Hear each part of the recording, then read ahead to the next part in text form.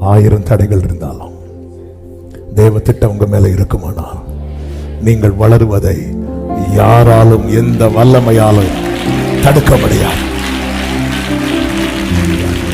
ஆமே.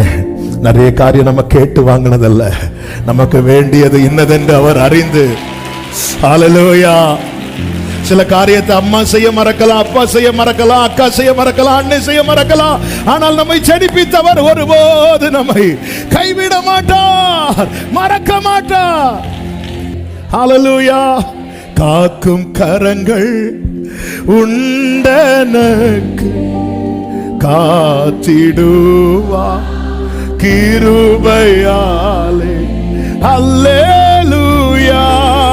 பாடி பாடி அலைகளை